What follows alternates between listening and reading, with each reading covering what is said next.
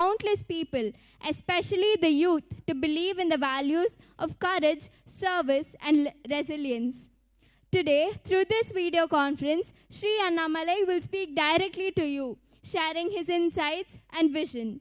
His experience as both an officer and a leader provide us with a rare and invaluable perspective on what it truly means to serve the society and lead with conviction, especially in the era of AI. We hope that this session will not just inform but also inspire every one of you to rise as leaders in your own right, no matter the field you choose to pursue.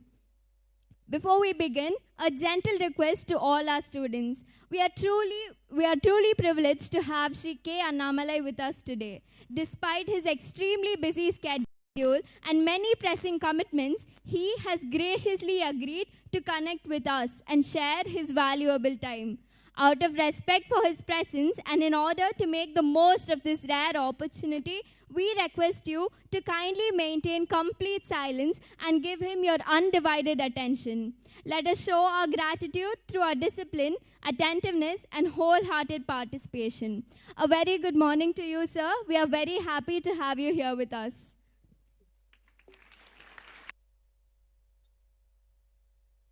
Thank you so much. அனைவருக்கும் என்னுடைய அன்பான காலை வணக்கம். My greetings to you all, to all the wonderful children who have assembled here. If you can hear my audio, somebody can raise your hand, madam. Somebody can raise your hand if you hear my audio. You'll be able to hear what I'm speaking. You're able to hear what I'm speaking. Just raise your hand if you're able to do it.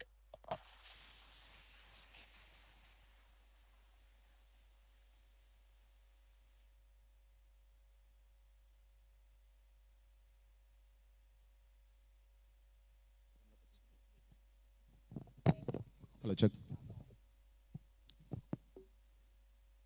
Yeah, sorry for the disturbance, sir. You can continue now.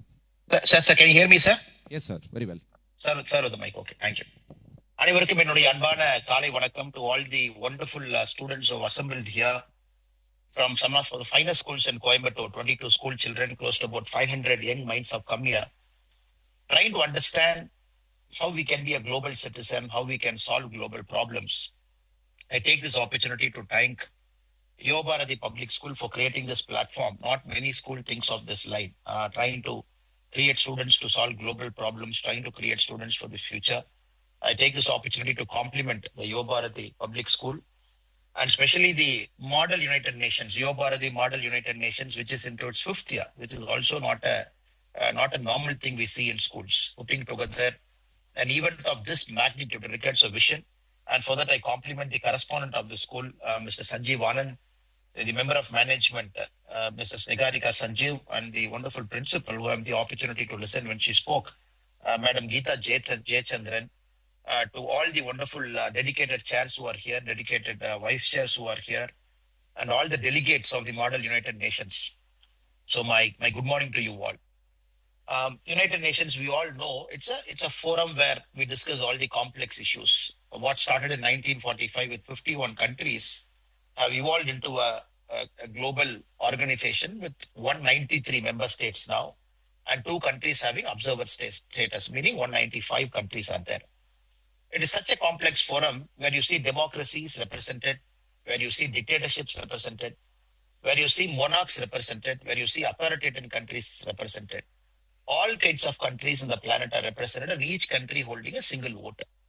That is where the complex of United Nations starts.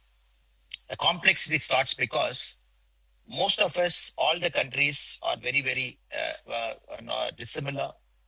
Some countries are in the so-called global north, some countries are in the so-called global south. Some countries are developed, some countries are developing, some countries are least developed. And the way democratic process are percolated into each of those countries are very, very different. So naturally, the negotiating positions are also different. So it is such a complex forum. That is why the students are getting trained, because no every single problem has got a solution in a minute. Some problem, it takes debates, hours and hours. Some days takes days and days. Some takes months and months. Some takes years and years. And that is why we have complex problem, which affects the humanity as a whole.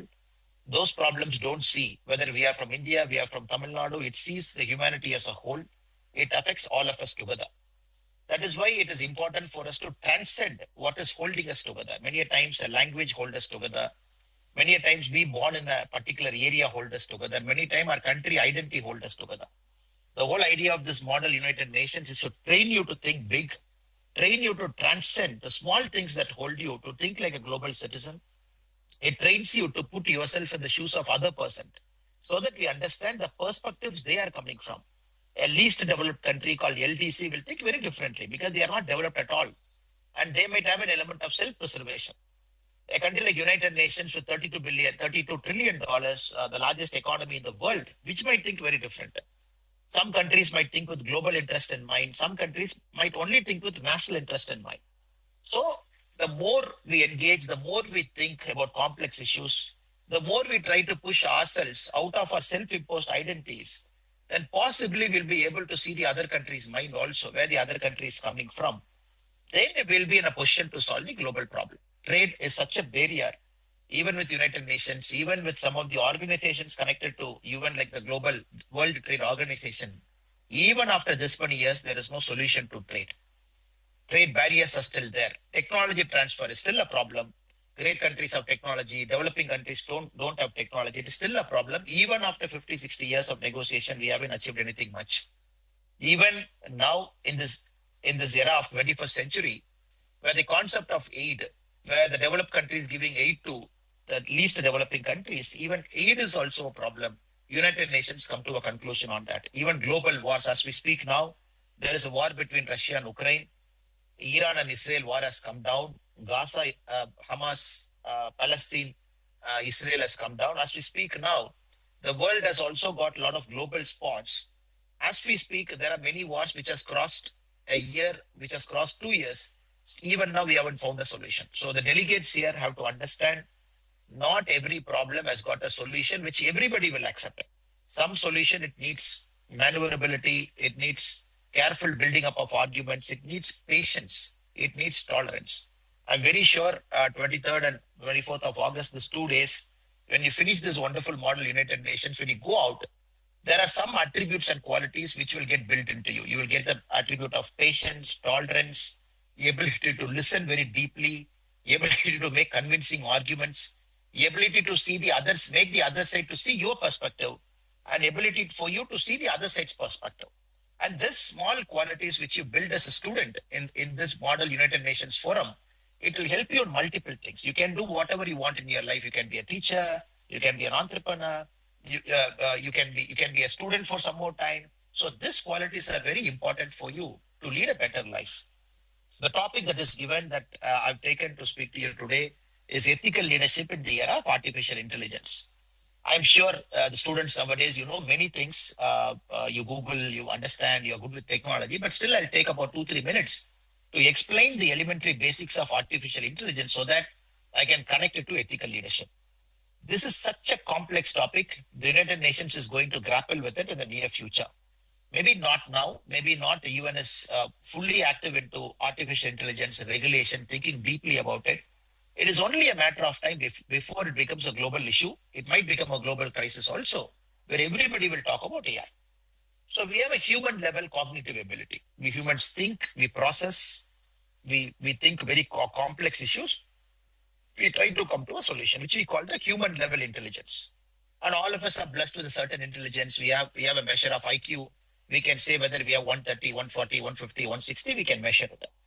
Then there is computer level intelligence, where you assemble a bulk of computers, you give it a processing power, you train the computers to think in a certain way, different languages, which we call LLM, large language models, so that with powerful chips, the computer becomes like a thinking machine. It keeps thinking, thinking, and thinking. So artificial intelligence is in 2 parts. The first part is right now what we are talking AI, which is very simple in nature, which is not very complex. Even you Google, it will look at 100, 200 different sources. It will compile everything. It will give you a solution, which we call the AI mode, the normal AI. But very soon, we are going to cross an inflection point where the artificial intelligence or the computer thinking is going to overshoot the human level thinking. So that particular inflection point is called the singularity. or the artificial generative intelligence, AGI. So all of us are discussing this particular point. Experts say it might come at 2030, some say 2040, some say 2050. Based on the processing power and how fast the computer chips are coming in, very soon this machine thinking will try to overtake the human level thinking. So which 1950, the great mathematician and the eminent thinker at that point of time, and in fact his code-breaking mission helped us to end the World War. He belonged to Britain. His name is Alan Turing. In 1950, he wrote a very forward-looking paper called the Turing Test. Turing Test he wrote in 1950. He said, there comes a time when the humans and computers, if they sit opposite to each other, if there is a blank screen between them, if the human while interacting with computer is not able to really understand whether at the opposite end it's a computer or human, then that is the time we have passed the Turing test. When a human is interacting with a computer, there is a blind screen between both of us. During the interaction process, the human is confused whether the opposite side is a human or a computer. Then we have crossed the Turing test, meaning that is the time the singularity or the inflection point or AGI has started. So now your generation of kids, before you quickly get into college, you start doing your degree. I have a feeling we might pass AGI. I have a feeling we might pass the inflection test. I have a feeling we might get into that mode where the computers will start doing very complex things. This is where leadership comes in. Right now, everything is regulated, whether you like it or not. The way you come to the school van is regulated. What speed the van can go, who's the driver, how many attendants can be a part of a school. No, it's regulated. You come here. Traffic signal you come is regulated. There are 3 signals where your school van has to wait. You come, even if your parents have dropped you by car, even if you come by a public transport, regulator. The school is also regulated. Everything is regulated. Now, we live in a regulated world, but we are okay with some sort of regulation. We are not okay with too much regulation because we live in a democracy. We are okay with some sort of regulation where all of us benefit more by that regulation. Regulation should benefit everybody. When it benefits, we are okay with it. Sometimes when you look at an authoritarian country or a dictatorship country, when there's too much regulation, you can't even speak, you can't even walk, you can't even assemble, we have a problem. We say, okay, how can you regulate me so much? Now the question for us before this August gathering in the Model United Nations, when you think very deeply is, should AI be regulated, number one? Should global countries pass a law to decide the speed and growth of AI in the near future? Should we have a country-specific law? Should we have a global law? Right now, as we speak, the European Union has got an AI Act.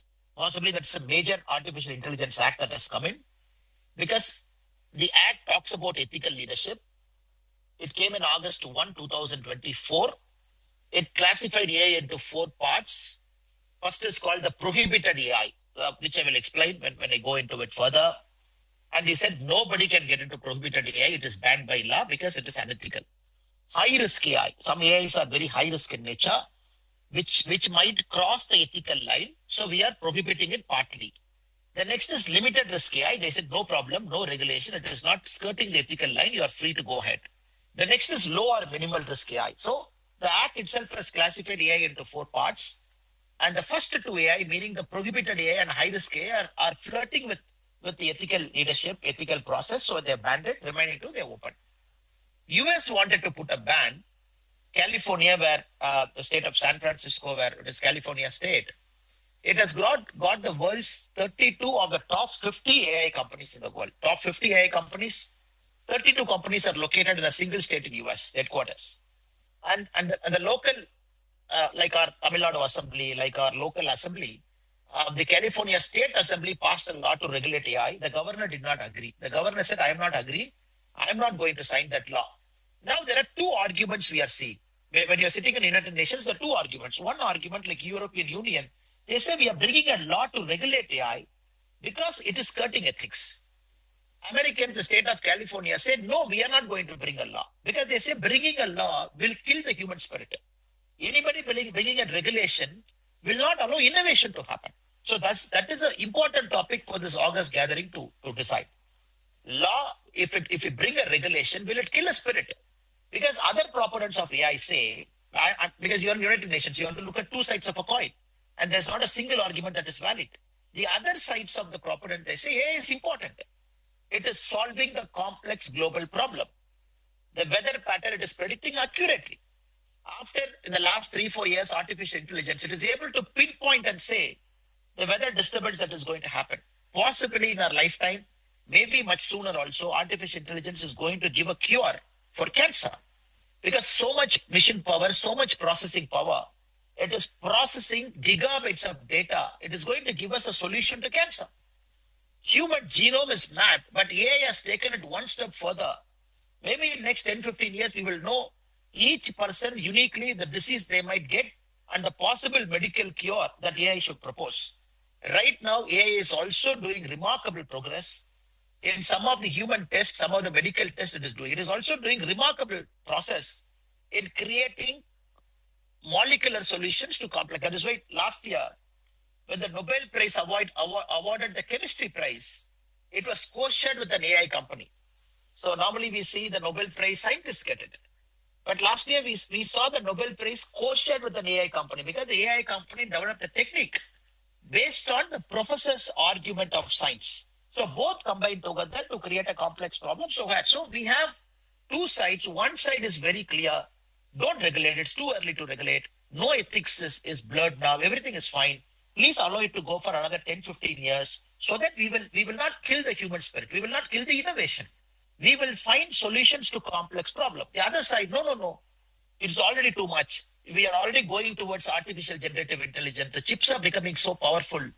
We might cost the Turing test. The chat GPT-1, GPT-2, GPT-3, GPT-4, GPT-4.5, GPT-5, Gemini. If you look at all those companies, it is quadrupling the computational power. Every 1 year, the computational power is increasing 4 times, which is phenomenal, which is getting into a new zone which we don't understand. So we are saying, no, please regulate, please don't fast. Now, again, for you to make an informed decision, I can present some more complex arguments before you. Now, look at employment. Now, India is a very complex country. We are 140 crores. So you are representing India and United Nations, let us imagine.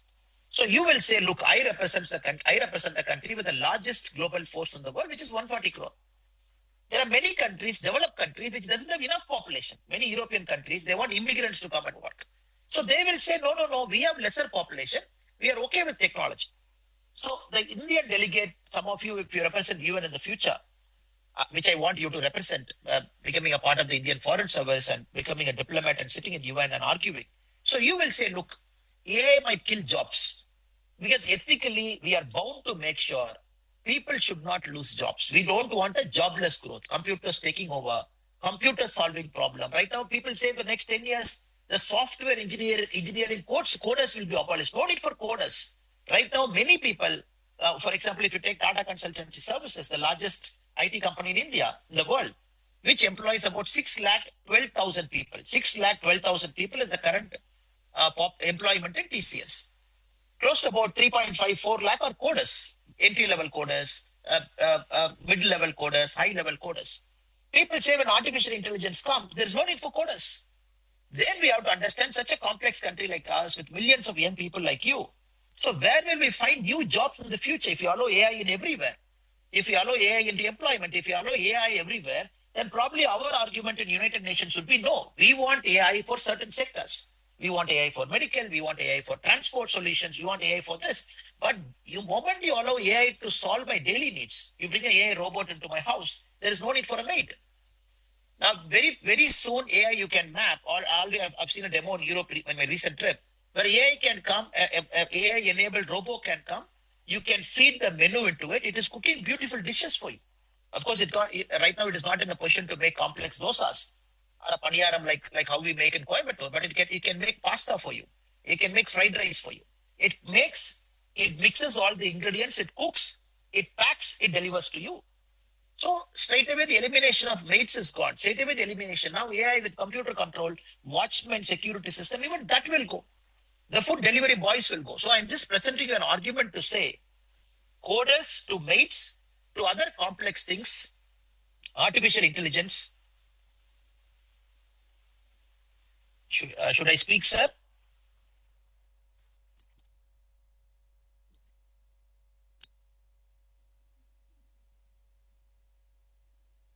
Can I speak?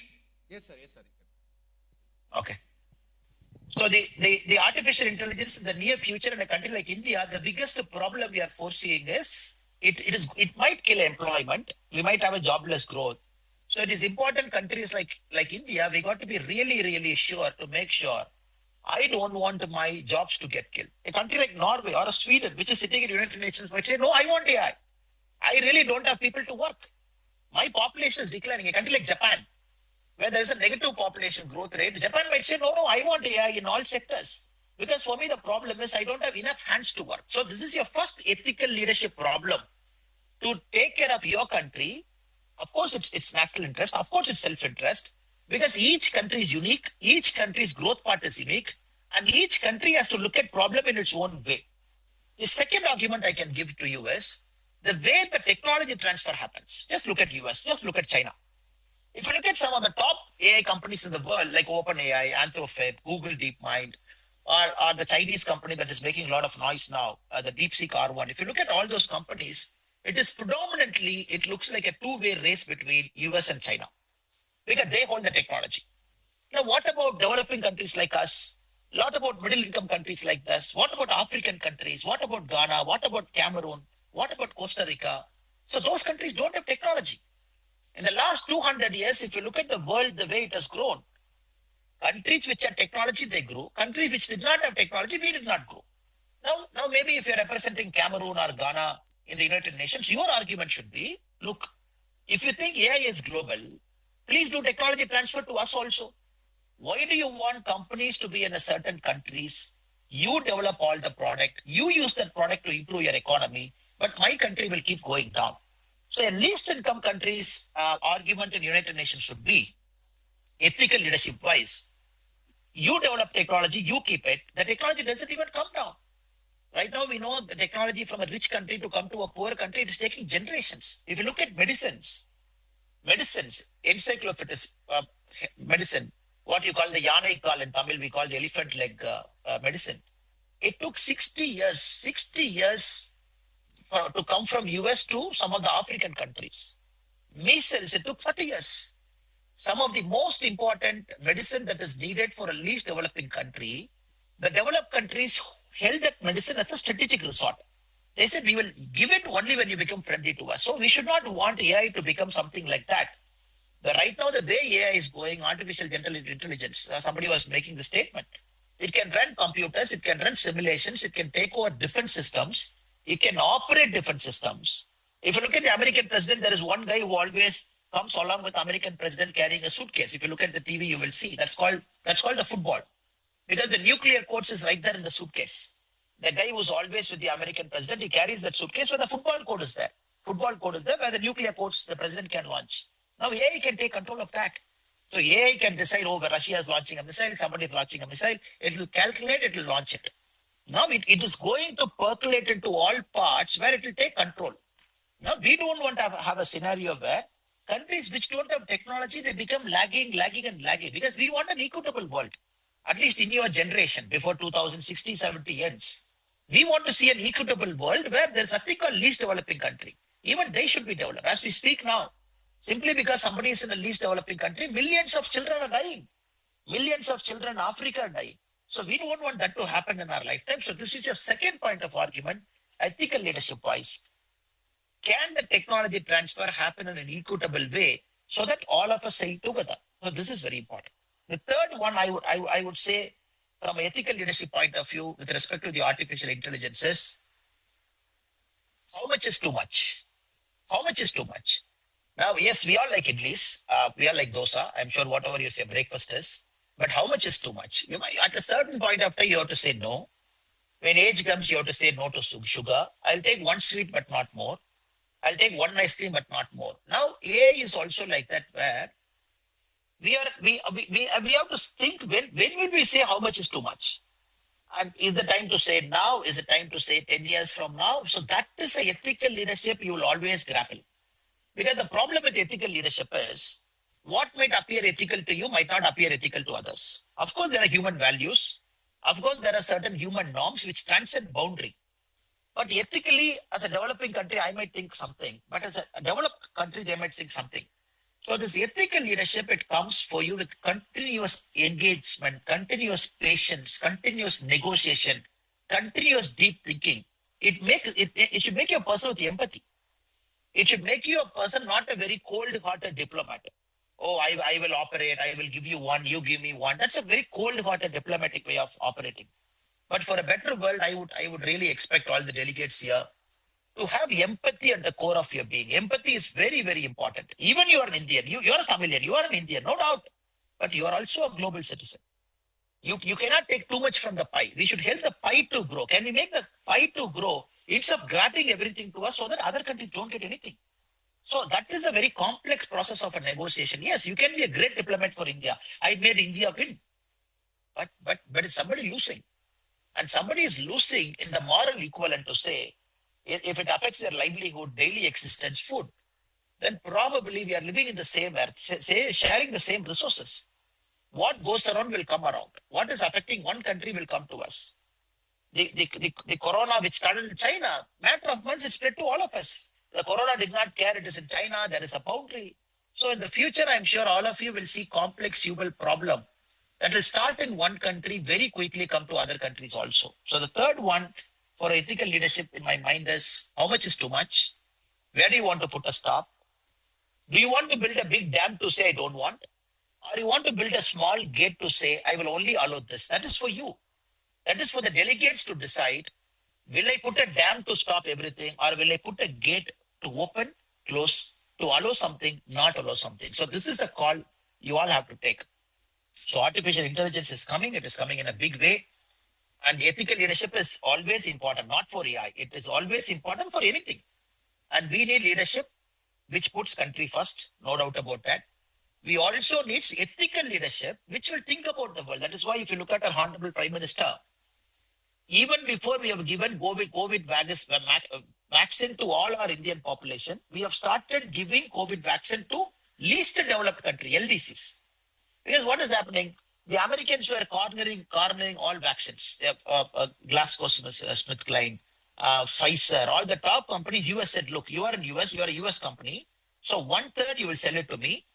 1/3 you'll keep it in reserve. Only 1/3 you can sell outside. All European countries were behaving like that. They are some of the top countries in the world, rich countries in the world. But when we were manufacturing our own COVID vaccines in Hyderabad and Pune, so we took a call as our Indian culture, the least developed country, who will take care? If everybody talks about vaccine for them, so we ourselves, we are 140 crore. We have to give double shot. That is why we took a vaccine Maitri. Even before India, we achieved vaccine for all our population. We have given vaccine to close to 100 countries. 100 countries we gave vaccine. That is why when the Honorable Prime Minister recently visited a country in the Asian side, the president of the country tried to touch our Prime Minister's feet. When Prime Minister stopped him from touching our feet, the president later said, look, I have done this because when no countries gave us vaccine, India gave us vaccine. For every vaccine we gave, we put a box, we said, this is a gift to you from the people of Bharat, people of India to you, because we care for you. That is, in every box, we put a line, we put our emblem, we send it.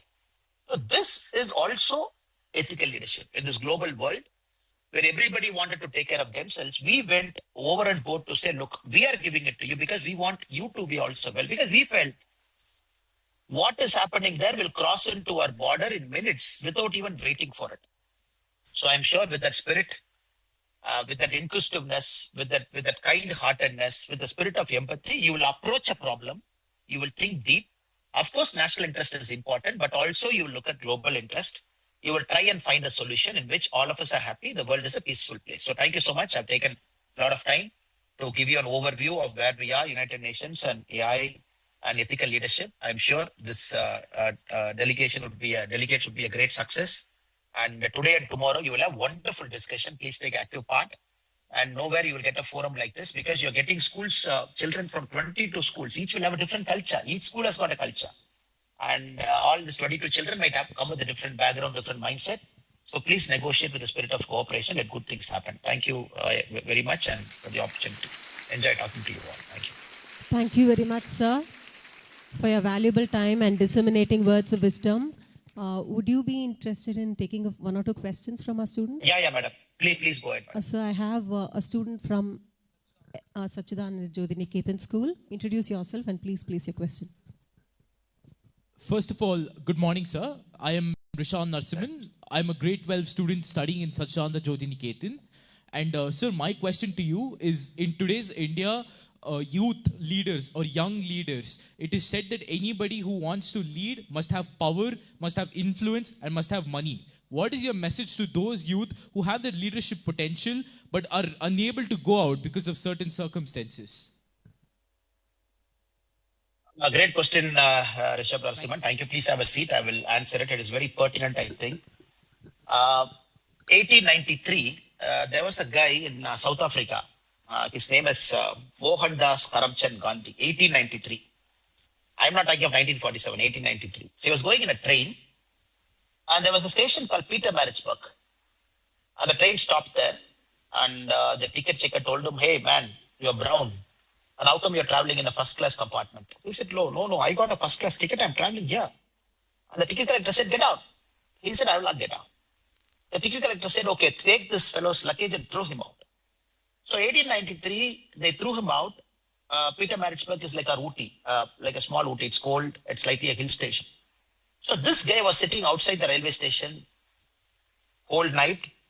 He had two options in front of him. He had two options. One, to accept injustice and move on, become a better lawyer, because he went from Gujarat to London to study law, and then a wealthy Gujarati merchant called him to South Africa to make money. So this Mohandas Karamchand Gandhi, he went because he's yet to become Gandhiji, yet to become Mahatma. I'm coming to the other part. He went there to make money. That 1893, that night in Pietermaritzburg, something clicked in his mind. He's like, this is injustice. And somebody has to question. Somebody has to stand up. You cannot do this to me. You cannot do this to people.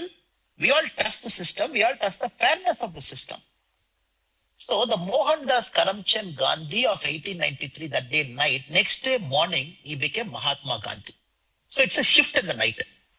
He said, I am going to fight this injustice in a moral way, in a democratic way, in a ahimsa way. The rest is history. So why I'm giving this example is, Gandhiji never held a position in his life except 1 year in 1923, where he was the president of the Indian National Congress. 1 year in the Belgaum session. All through his life, Gandhiji did not hold a position. 1940, the most powerful man on the planet Earth. 1945, the most powerful man on the planet Earth.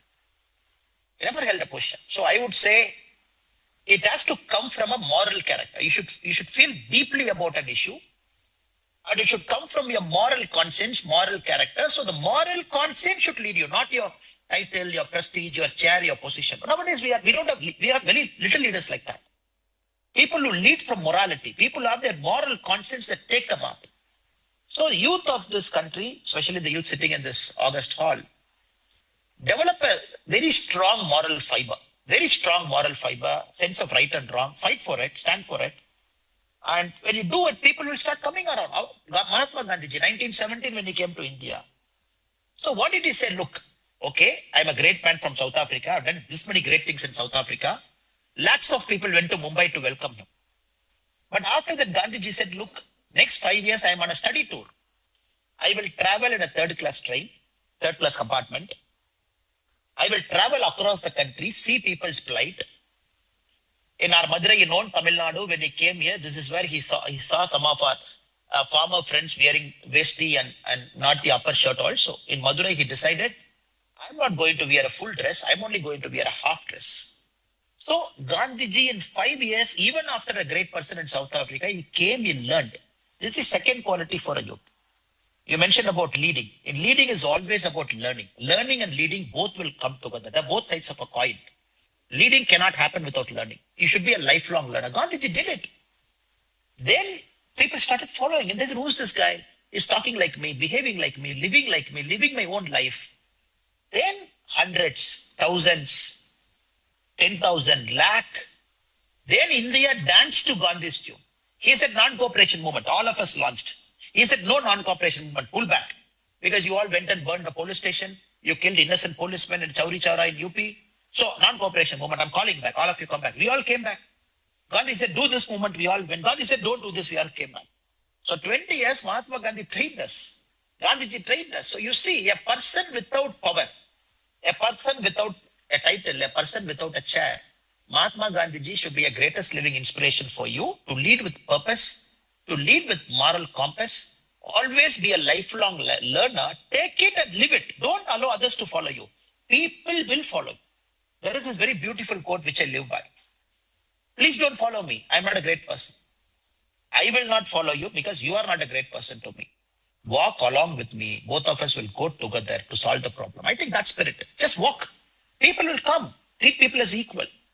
And everything will come after that. So I'm sure you will think very deeply about it because it is a very deep question. And I'm sure the next 20, 30 years, your life, you will find your own ways of leading. You will find your own ways of empathy. But with a sense of moral compass, you will do it. Thank you, Rishabh Narasimhan, for the question. Thank you so much. Thank you, sir. One more question from a student from... Introduce yourself. Good morning, sir. My name is Sri Lakshmi. I am a grade 12 student of People Prodigy. My question is, what advice would you offer to young officers and aspirants of the civil service who will enter the office today in the 21st century, where anything you say or do will have a huge impact on the world around you? Thank you, Sri Lakshmi. Ji, please have a seat. You have to understand, in India, it is civil servant. We call that a civil servant. There are two words. It's combined now. One is civil, one is servant. Civil servant, and which means to serve. Serving whom? Not the politician, not the CM, not the PM. Yes, they are very important in a democracy. It is serving the people. And civil servant, by the nature, is expected to serve the people. So who are the masters? The people are the masters, not the politicians, not the political masters. There's two things I think it is important we should remember on day one. How many of you have heard about Lance Armstrong? Cyclist, can you just raise your hand? There was a great cycling champion, Tour de France, Lance Armstrong. Okay. So we have a great cycling champion. If you look at the cycle, in the cycle rim, he has written a word called never forget the beginner spirit. Because he say the beginning day you do something, that spirit you should always remember. Because after that, somehow we lose that beginner spirit. A civil servant has to always understand why did they enter into service. 21, 22, 23, 24, you're idealistic, you want to change the world. You should always remember that even at 40, even at 50.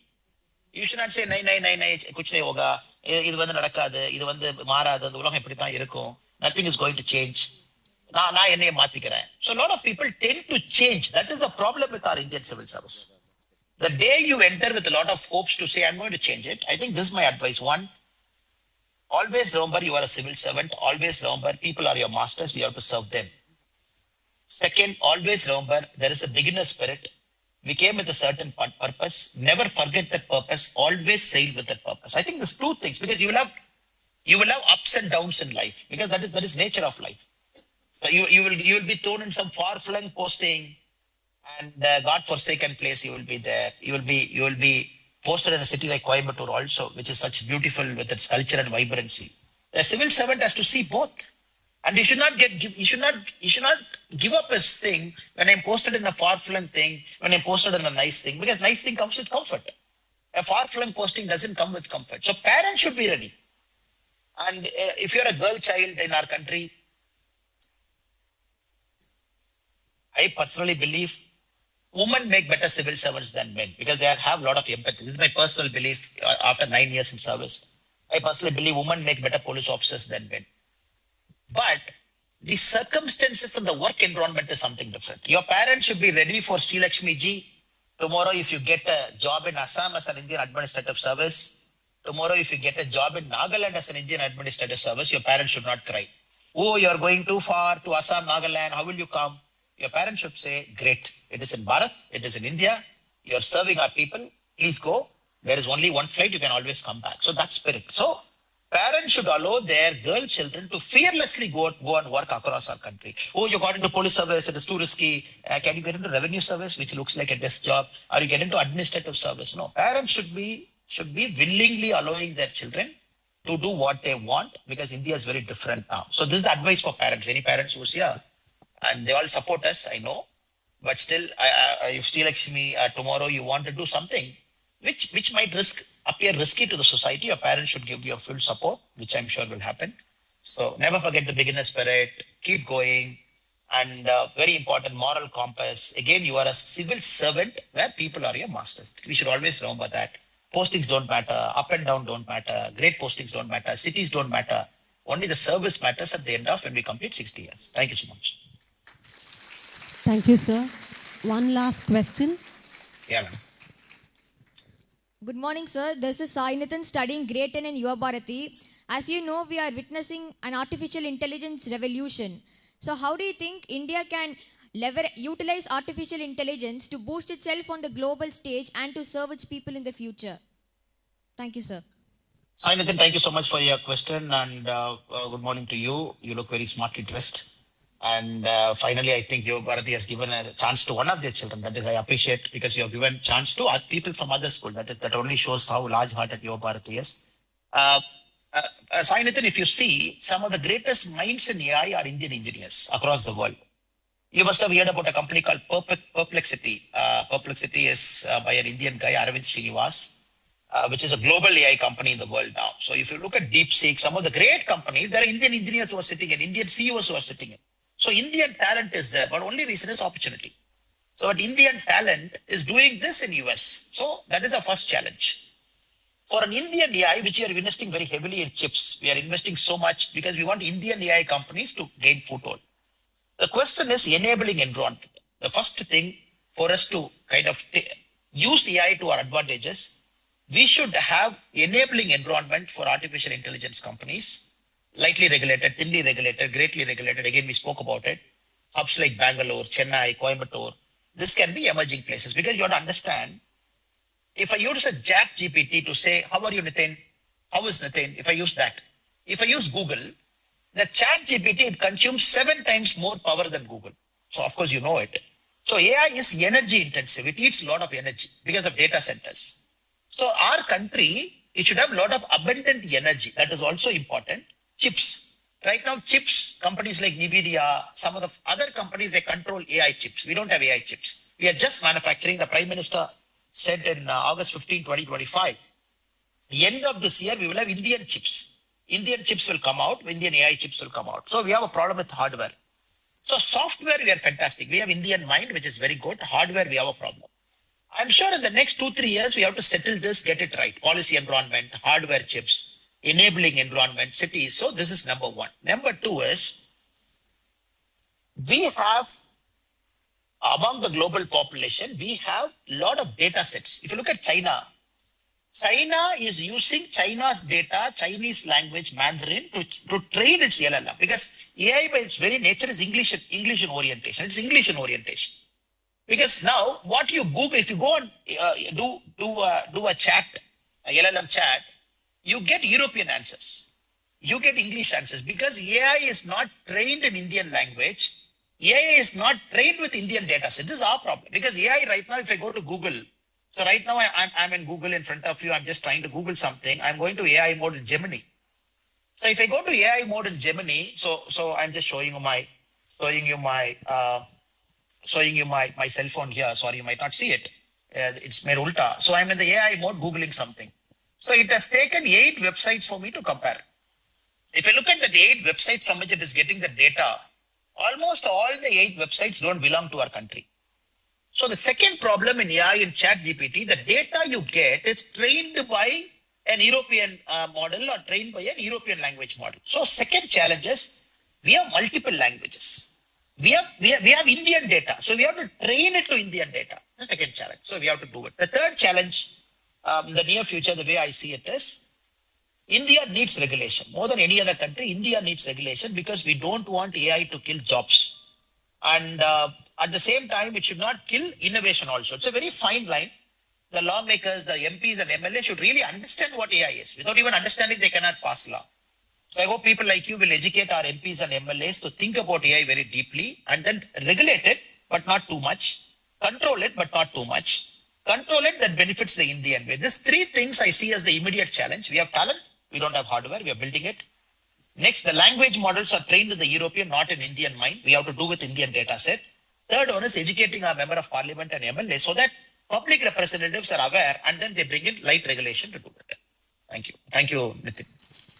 Thank you so much once again, sir. We feel greatly elated and highly honored